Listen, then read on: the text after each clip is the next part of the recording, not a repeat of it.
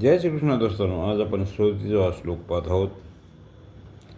यथेंधांसी समिद्धोऽग्निर्भस्म सात् कुरुते अर्जुन ज्ञानाग्निः सर्वकर्माणि भस्मसात् कुरुते तथा.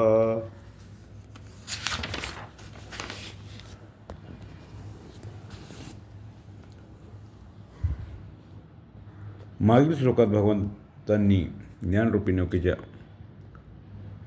द्वारा पाप समुद्रातून तरुण जाण्यासाठी म्हटले.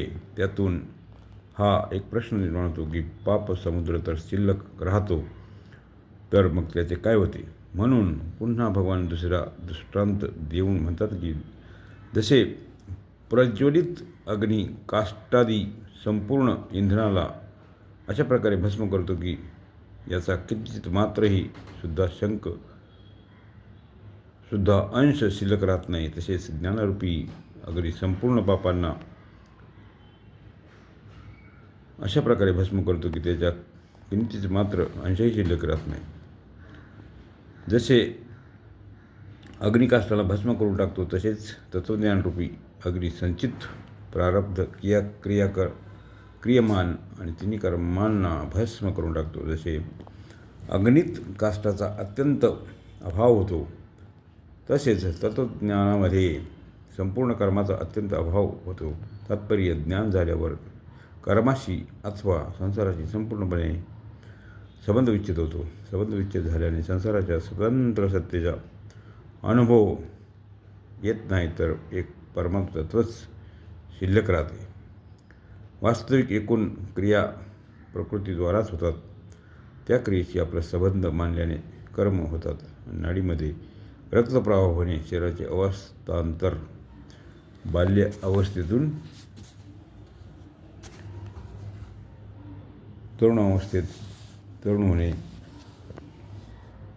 श्वासोच्छवास, अन्नपचन इत्यादी क्रिया ज्या समष्टी प्रकृतीकडून होतात त्याच प्रकृतीकडून खाणे, पिणे, चालणे, बसणे, पाहणे, बोलणे इत्यादी क्रियाही होतात. परंतु अज्ञानाने मनुष्य त्या क्रियाशी आपला संबंध मानतो, अर्थात आपल्याला त्या क्रियांचा कर्ता मानतो.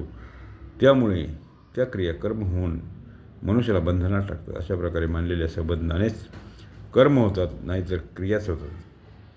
तत्वज्ञान झाल्यावर अनेक जन्मांचे संचित कर्म संपूर्णपणे नष्ट होतात, कारण सर्व संचित कर्म अज्ञानाच्या आश्रयाने राहतात. म्हणून ज्ञान होताच ते नष्ट होतात. तत्वज्ञान झाल्यावर कर्तृत्व अभिमान राहत नाही, म्हणून सर्व क्रियमान कर्म अकर्म होतात, अर्थात फलजनक होत नाहीत.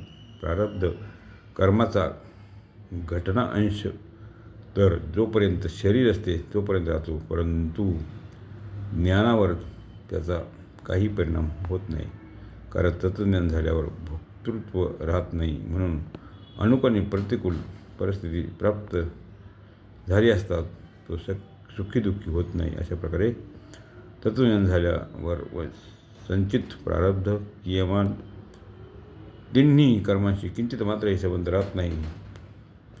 कर्माशी आपला संबंध न राहिल्याने कर्म राहत नाही, भस्म होते, अर्थात सर्व कर्म अकर्म होतात. अशा प्रकारे 37 श्लोकाचा अर्थ इथे संपत आहे. श्रीकृष्ण भक्तांनो, आपण हिंदू आहोत, तर आपल्याला जे भगवान आपले आराध्य दैवत भगवान श्रीकृष्णांनी जे ज्ञान कुरुक्षेत्रावर आपल्या मानव जातीच्या कल्याणासाठी सांगितले आहे ते समजून घेण्यासाठी ह्या चॅनलला नक्कीच सबस्क्राईब करा, शेअर करा आणि लाईक करा. धन्यवाद. जय श्रीकृष्ण.